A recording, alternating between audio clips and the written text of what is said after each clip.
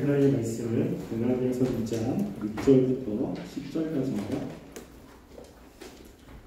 갈라디아서 2장 6절부터 10절까지 한 절씩 교독하겠습니다. 유력하자는 이들 중에 원래 어떤 이들이든지 내게 상관이 없으며 하나님은 사람을 외모로 취하지 아니하시나니 저 유력한 이들은 내게 의무를 더하여 준 것이 없고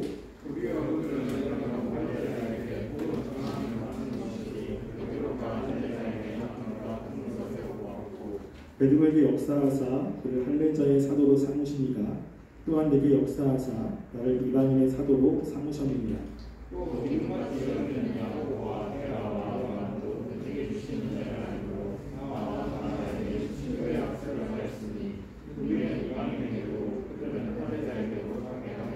함께 읽겠습니다.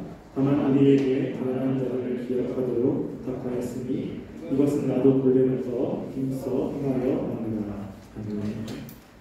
네, 우리 다시 갈라디아서 말씀을 함께 살펴보려고 합니다.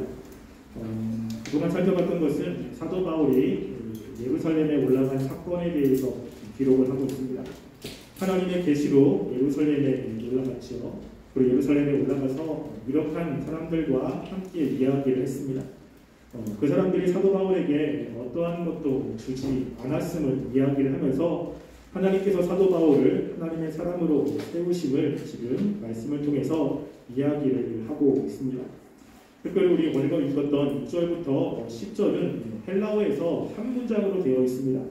그 중간에 끊은 것이 아니라 한 문장으로 되어 있어서 우리가 이것을 함께 한 문장으로 다 보면 좋은데 오늘은 6절부터 9절의 말씀을 살펴보고요. 그리고 다음번에 10절의 말씀을 따로 떼서 살펴보려고 합니다. 왜냐하면 이 가난한 사람들을 기억하도록 부탁하는 것이 신약과 구약의 굉장한 주제 중에 하나이기 때문에 그것을 따로 떼어서 다음 주에 살펴보려고 합니다. 사도 바울이 예루살렘에 올라갔을 때 유력한 사람들, 이 사람들은 바로 야고보와 게바와 요한이죠. 이 사람들이 사도 바울과 이야기를 하면서 어떠한 의무도 지어주지 않았습니다. 그리고 신교의 악수를 청했죠. 악수를 청했다는 것은 지금 이 사람들이 사도 바울을 같은 사도로 인정했다라고 하는 것입니다. 그래서 자신들을 하나님께서 유대인들에게 사도로 보낸 것처럼 이 바울에게도 하나님께서 역사하시사 이 바울을 이방인의 사도로 보낸 것을 인정을 하는 것이 바로 악수를 청했다라고 하는 것이죠.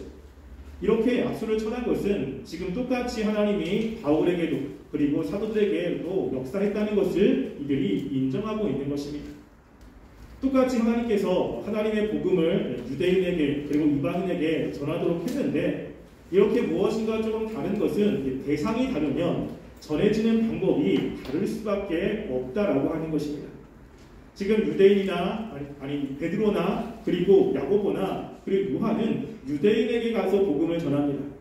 유대인에서 복음을 전할 때는 유대적인 문화와 전통 속에서 전하기 때문에 할례 문제가 그렇게 크지 않습니다. 왜냐하면 지난번에 이야기했듯이 이 할례는 그 믿음의 어떠한 고백이기도 하지만 그들의 문화 가운데 하나가 자리 잡고 있습니다.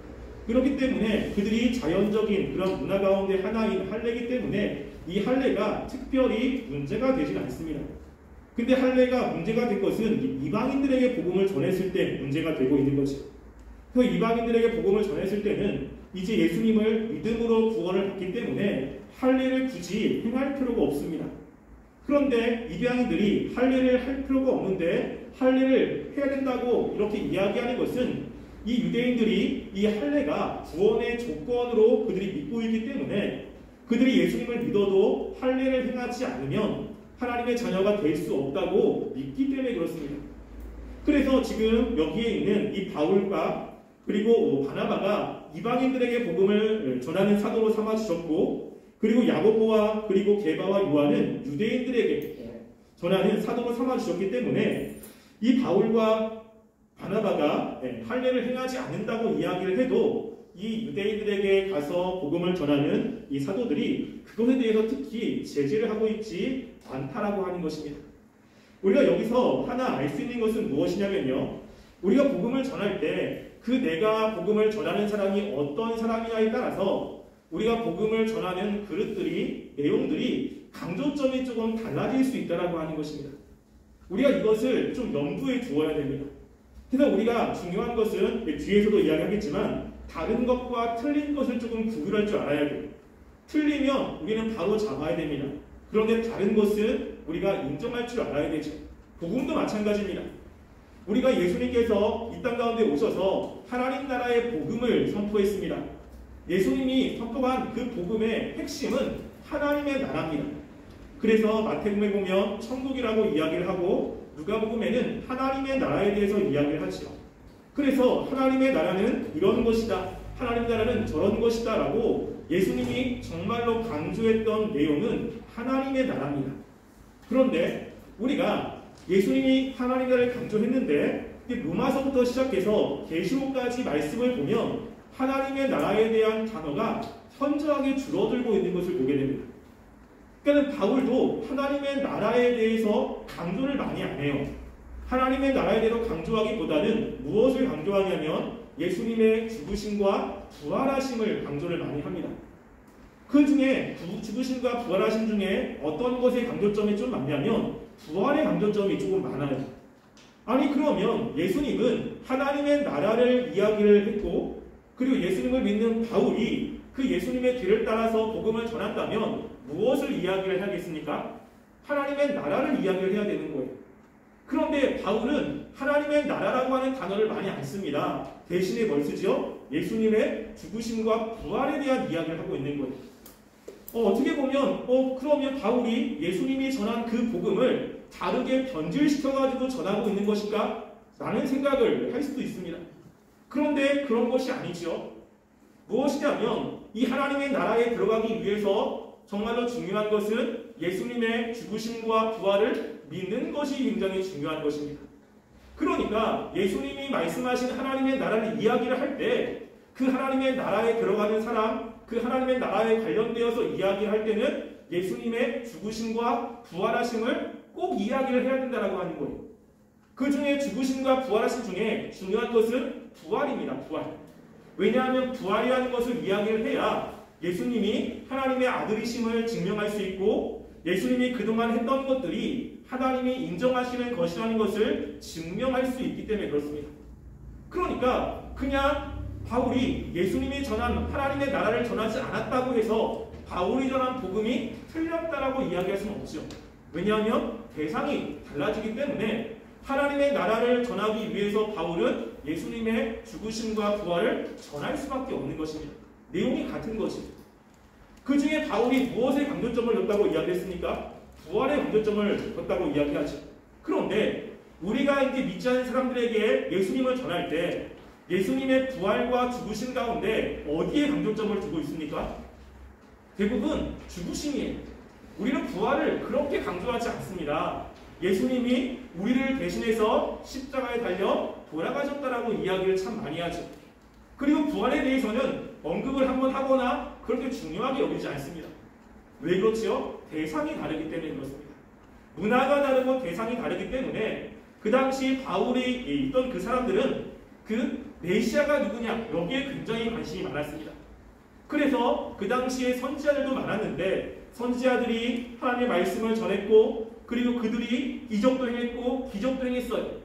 그런데 예수님도 똑같이 하나님의 말씀을 전했고 이적도 행했고 기적도 행했습니다. 그러면 예수님과 선지자들의 다른 것이 무엇이냐가 되게 중요한 거예요. 예수님의 삶을 보면 선지자들과 별로 다르지 않습니다. 그런데 선지자와 다른 것, 예수님이 메시아라는 것을 증명하는 것의 결정적인 차이가 무엇입니까? 부활이기 때문에 그래요. 부활. 그러니까 그 당시에 메시아 사상을 가지고 있는 사람들에게는 예수님의 부활을 통해서 예수님이 메시아라는 것을 증명하는 것이 되기 때문에 부활을 굉장히 중요하게 여깁니다. 그런데 우리 같은 이방인에게는 메시아 사상이 별로 없어요. 그래서 메시아를 통해서 하나님이 구원하신다는 사상이 별로 없습니다. 그러면 부활을 이야기를 해도 별로 사람들에게 그것이 어필이 되지 않아요. 그럼 어디에 강조점을 둡니까? 죽으심인 거예요. 예수님이 우리를 위해서 우리를 사랑하셔서 우리를 대신해서 죽으신 그 사랑, 여기에 강조점을 두고 있는 것을 보게 됩니다. 그러니까 똑같이 복음을 전하는데 대상이 누구냐에 따라서 강조점이 다를 수가 있습니다. 그렇지만 그 강조점은 다를 수 있지만 그 내용이나 중요한 사상 그리고 추구하는 목표점은 다르지 않다라고 하는 거예요. 지금 여기 이방인에게 복음을 전하는 바울이나 유대인들에게 복음을 전하는 베드로나 그들의 상황이 달라서 강조점은 조금 다를 수가 있습니다. 그렇지만 중요한 것은 하나님이 말씀하신 복음을 전하는 것은 같다라고 하는 거예요.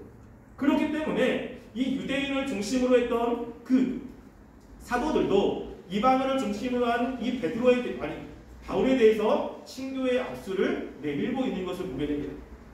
또 이들이 이렇게 한 것은 무엇이냐면요. 오늘 말씀에서 특별히 7절 말씀을 보면요.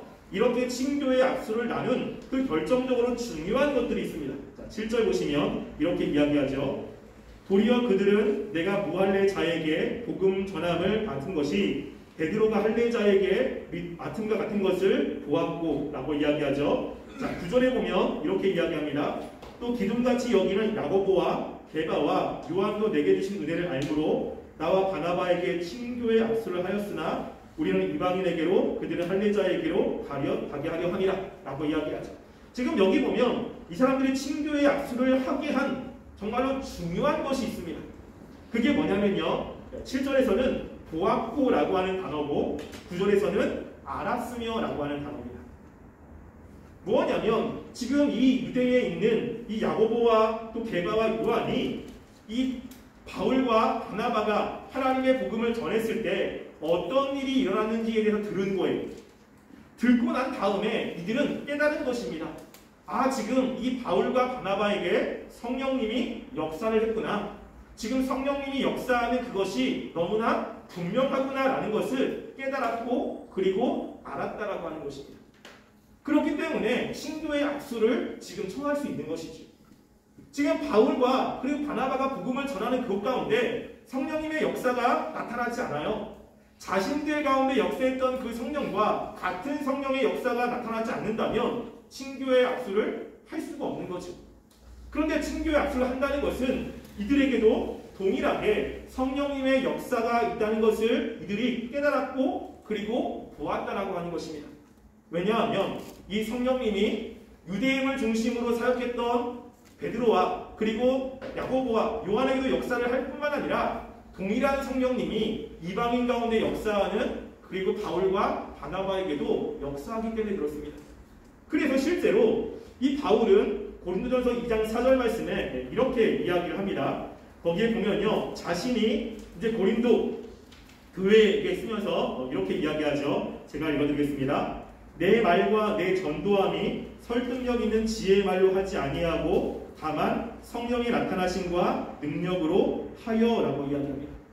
자기가 복음을 전했을 때 이 복음을 전해서 사람들이 그 복음을 듣고 믿게 된 것은 자신이 말을 잘해서 설득력 있게 이야기를 해서 그리고 지혜의 말로 사람들을 그렇게 한 것이 아니라 중요한 것은 무엇입니까? 성령의 나타나심이 있다라고 하는 거예요. 그러니까 사도 바울이 복음을 전했을 때 성령이 나타난 것이 너무나 분명한 겁니다. 근데 그 분명한 그것을 이 베드로가 보았을 때 그것을 깨달았던 거예요. 왜 그렇죠? 이 베드로도 말씀을 전했을 때 성령이 나타난 그런 모습들을 보았잖아요. 자신들이 복음을 전했을 때 나타난 그 모습과 이 베드로가 복음을 전했을 때 나타나는 모습이 같다라고 하는 것입니다. 그러니까 인정할 수밖에 없는 거예요. 모습은 조금 다르고 대상은 다르지만 실제 성령님이 역사하는 그런 모습은 같다라고 하는 것입니다. 그렇기 때문에 지금 이 예루살렘에 있는 이 사도들이 바울과 바나바에게 친교의 악수를 하고 있음을 우리는 보게 됩니다. 여러분, 성령님이 역사하실 때 대부분 동일한 현상이 나타납니다. 왜냐하면 성령님은 본질이 같기 때문에 그렇죠. 그래서 우리가 사도행전에 보면 예수님께서 승천하실 때에 이야기하기를 내가 올라가면 보혜사 성령님을 보내겠다라고 이야기를 했죠. 그랬을 때 오순절 다락방에서 기도를 할 때 성령님이 임했습니다. 그 성령님이 임한 모습이 사도행전 2장 1절부터 4절에 이야기를 하고 있는데요. 한번 찾아볼까요? 사도행전 2장 1절부터 4절입니다.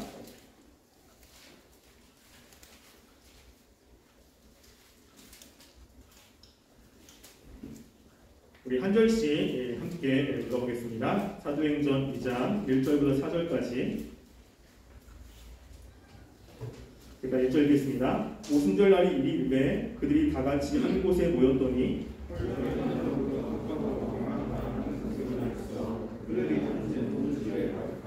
마치 불의 혀같이 갈라지는 것들이 그들에게 보여 각 사람 위에 하나씩 임하여 있더니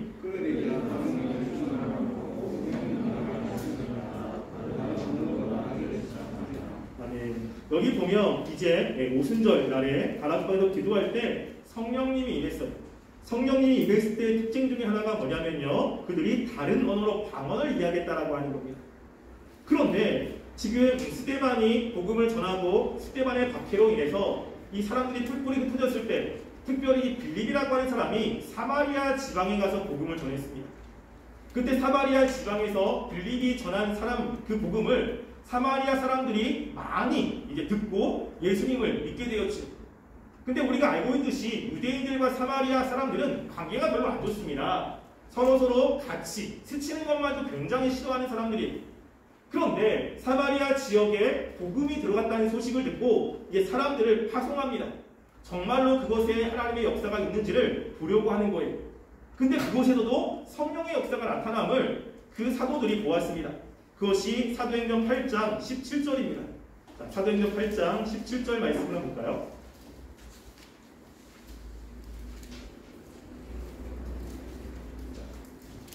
사도행전 8장 17절 말씀 함께 읽어보겠습니다. 시작. 이에 두 사도가 그들에게 안수함에 성령을 받는지라. 아멘. 여기 보면 성령을 받는지를 어떻게 알 수 있습니까? 지금 여기서 지금 두 사도가 그들에게 안수함에 성령님이 내렸어요. 아, 이게 성령님의 역사구나. 지금 마음적으로는 사마리아 사람들은 불편한 감정이 있습니다. 그들과 함께하고 싶지 않은 거예요. 그런데 그것을 복음을 전했다는 소식을 듣고 가서 안수했더니 성령님이 임한 겁니다. 그리고 나서 유대인들이 사마리아 사람들을 품기 시작하거든요. 성령이 역사했다는 것을 어떻게 합니까? 이 사건이 오순절 사건과 같은 현상들이 나타나기 때문에 그래요. 뿐만 아니라 이제 고넬료 집안에서도 이방인이잖아요. 고넬료는 그곳에서 바울이 가서 그곳의 말씀을 전할 때도 똑같은 현상이 일어나기 시작합니다. 사도행전 10장 44절부터 46절입니다. 우리가 사도행전 10장 44절부터 46절 말씀을 한번 보겠습니다. 이 말씀을 한 목소리로 함께 읽어보겠습니다. 베드로가 이 말을 할 때에 성령이 말씀 듣는 모든 사람에게 내려오시니 베드로와 함께 온 할려하는 신자들이 이방인에게도 성령 부어주심으로 말미암아 놀라니 이는 방언을 말하며 하나님 높임을 누르더라. 아멘. 여기서도 성령 부어주심을 보았어요. 그 부어주심에 대한 증거가 무엇입니까? 방언을 말하며라고 하는 거예요. 이 방언이 성령이 임했다라고 하는 그러한 명확한 증거라고 이야기할 수는 없습니다. 그런데 이 당시 초대교회 당시에 성령님이 임했을 때 이 베드로에게 임했던 그 성령님이 방언을 하게끔 한 것을 보면서 다른 복음이 전했을 때 똑같이 성령이 임했을 때 같은 현상이 일어나는 거예요. 같은 현상을 일어나는 걸 보면서 아, 성령님이 지금 역사를 하는구나 라는 것을 알 수 있다라고 하는 것입니다. 우리도 그렇습니다. 우리가 복음을 전하고 신앙생활을 할 때 때로는 무엇인가 색깔이 조금 다를 수가 있어요. 근데 그것을 틀렸다라고 이야기를 하면 안 되는 경우가 참 많이 있습니다. 특별히 기도를 열심히 했을 때 신비적인 어떤 경험들을 하는 그런 경우도 있어요. 그런데 그렇게 기도를 많이 하는 사람들이 틀렸다라고 이야기할 수는 없습니다. 왜냐하면 우리가 하나님께 기도하며 나아갈 때 하나님이 우리들에게 신비적인 역사 이런 것들을 하나님께서 보여주거나 체험하게 합니까? 안 합니까? 이런 것들이 하죠. 이런 것들이 있어요. 특별히 이제 저 같은 경우는 저희 장모님 같은 경우도 기도하면 하니까 이 아말감이 금리발로 변하거나 이런 체험도 되게 많습니다.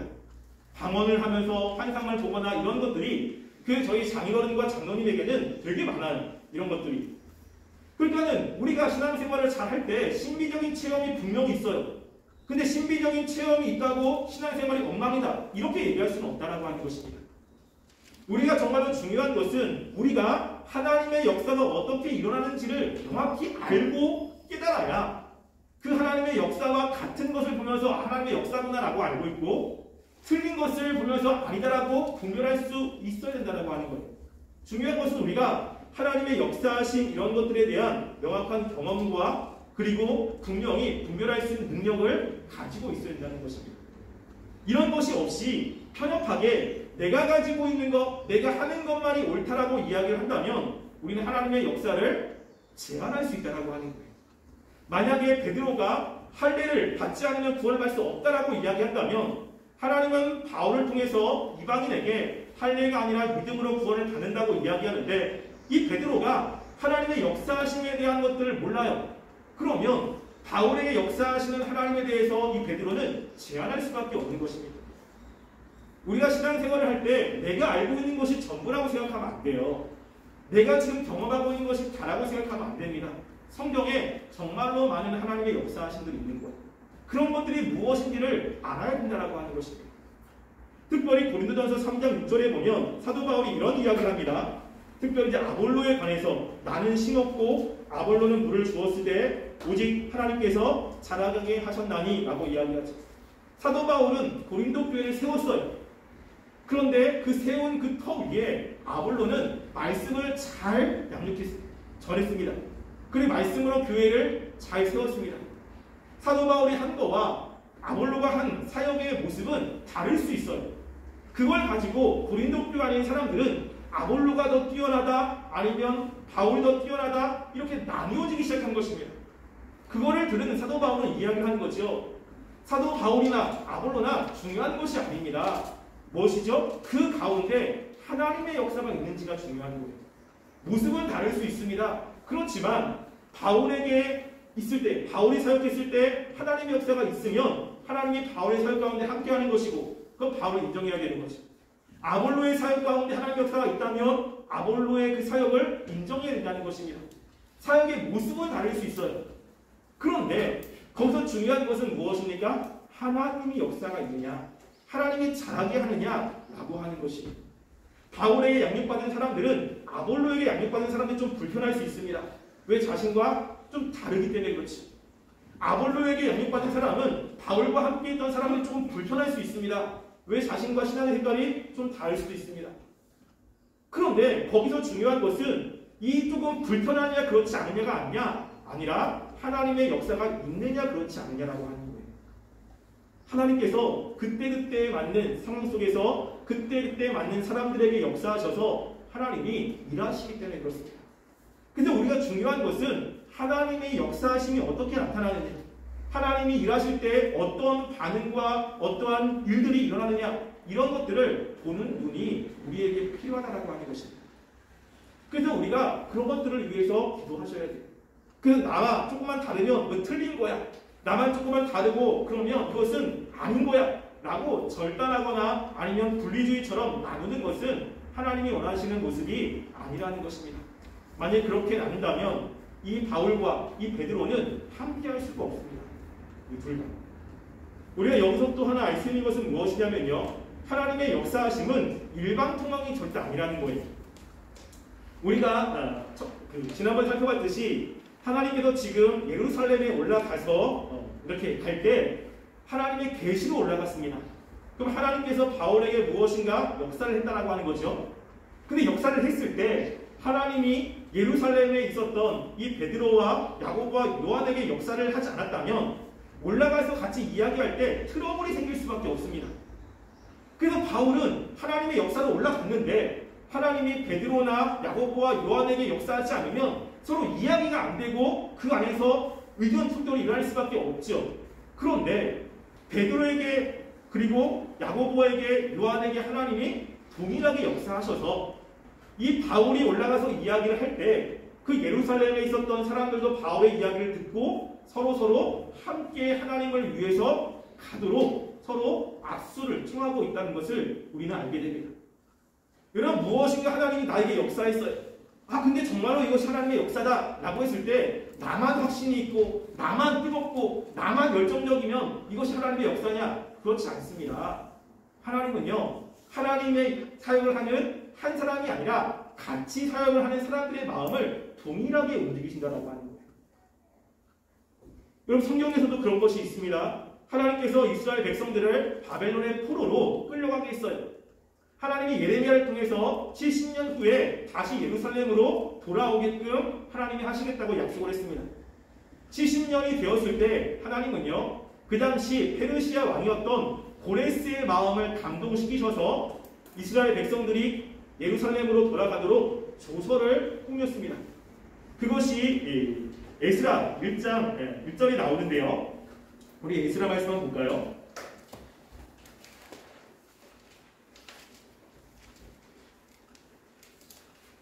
에스라서 말씀 보겠습니다. 에스라 1장 1절 말씀 함께 읽어보겠습니다.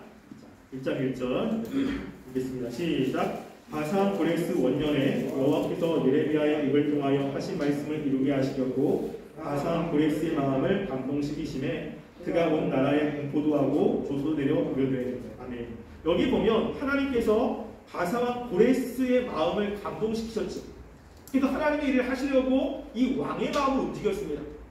근데 고레스가 조서를 내렸을 때 그렇게 실제로 하나님의 일을 하는 이스라엘 백성의 마음이 완강하다면, 가고 싶지 않다면 하나님의 그 사역은 이루어질 수 없습니다. 근데 이스라엘 백성들은 바벨론에서 짧게는 50년, 또 길게는 70년 동안 거기서 산 사람들이에요. 그래서 땅을 일구고 사람들과 친해지고 그 안에서 안정되게 살고 있는 사람들입니다. 근데 예루살렘은요, 다 회파됐어요. 그곳에는 아는 사람도 없고 친척도 없습니다. 그리고 이방인들만 거기 있는 거예요. 그리고 거기까지 가는 데는 몇 달이 걸립니다.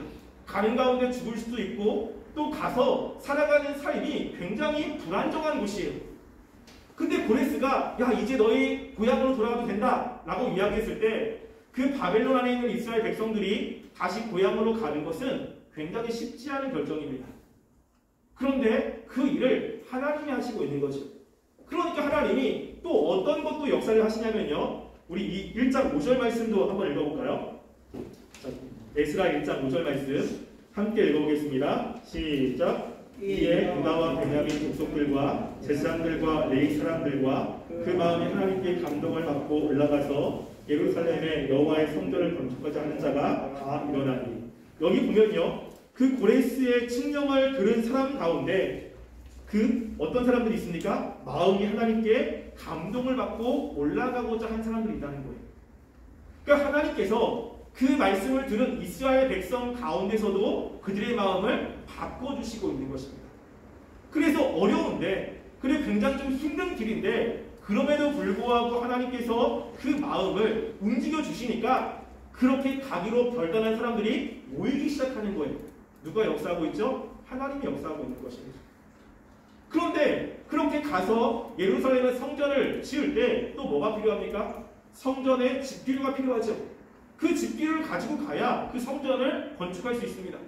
그러니까 하나님께서 6절 말씀에 있는 내용을 또 하시는 거예요. 6절 보시면 이렇게 기록되어 있죠. 그 사면 사람들이 은그릇과 금과 금품들과 짐승과 보물로 돕고 그 외우드 예물을 기쁘게 드렸더라 라고 이야기합니다. 이스라엘 백성이 나간다는 소식을 듣고 사면의 사람들이라는 것은요, 이스라엘 족속이 아니에요. 그 당시에 많은 외부의 이방 족속들이 함께 살고 있는데 그 이방 족속들이 이스라엘 백성이 간다는 소식을 듣고 그들을 위로하고 있는 것입니다. 그리고 그들이 가면서 필요한 것들을 다 내주고 있는 거예요. 금과 은과 먹을 것과 이런 걸 통해서 가서 열심히 하라고, 그리고 이걸 가지고 가면서 풍의를 때우라고, 가서 이걸 가지고 성전을 건축하라고, 그러면서 물질적으로도 도와주고 있는 모습을 보게 됩니다. 그러면 하나님은 이렇게 일하시는 거예요. 그래서 내가 어떤 마음을 가졌다, 야 이게 하나님의 역사야, 하나님 이렇게 했어 라고 하는데 상황이 움직이지 않아요. 상황이 어떻게 막 뭐 안 돼요. 도와주는 사람들도 없습니다. 그러면요, 생각을 하셔야 돼요. 과연 이게 하나님의 역사인가? 혹시 내가 하고 싶어가지고 그런 거 아닌가?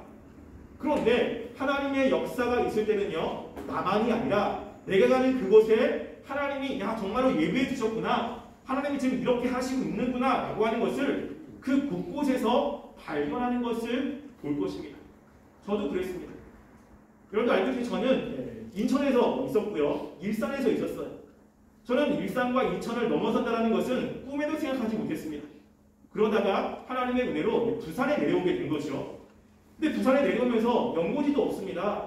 그래서 저는 부산을 여행을 딱 한 번 왔어요. 와본 적도 없는 곳이에요.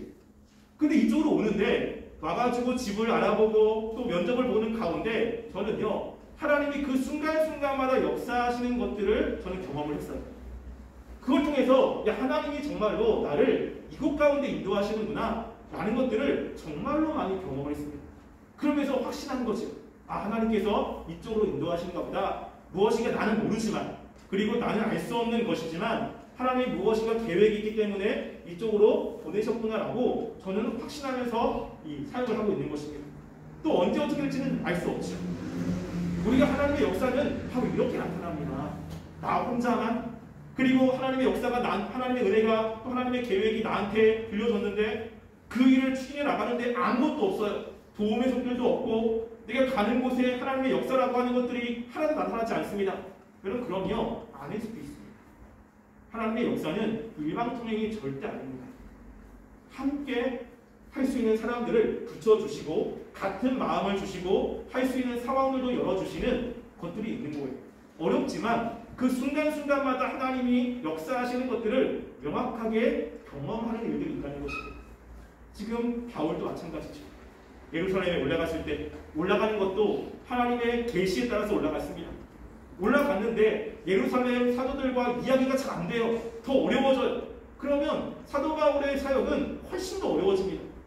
근데 가서 이야기했더니 그들이 이야기를 듣고 나서 악수를 청하고 있는 거죠. 그러면 잘하라고 격려하고 있는 것입니다. 아무런 제재를 하고 있지 않는 것입니다. 무엇이죠? 하나님의 역사가 있는 것입니다. 우리가 하나님의 역사를 단지 내 마음속에 떠오른 생각들, 그리고 내가 무엇인가 품었던 것, 이런 것들로 가지고 확인하지 마시고 정말로 하나님의 역사라면요, 그것이 하나님이 주시는 마음이라면 그것과 관련된 일들을 할 때 반드시 하나님이 함께 하심을 경험하게 되어 있다는 것입니다. 그러면 깜짝 놀라시, 야, 정말 하나님 이렇게 역사하는구나, 하나님 이렇게까지 신경을 쓰는구나, 이런 고백이 나올 수 있다고 하는 것입니다. 따라서 우리가 하나님의 역사에 대해서 명확하게 아시고 그리고 그것을 가지고 잘 분반해서 하나님의 뜻대로 살아가는 우리 청년부가 되기를 주님의 이름으로 간절히 소원합니다. 기도하겠습니다. 우리 시간 말씀을 생각하시면서 함께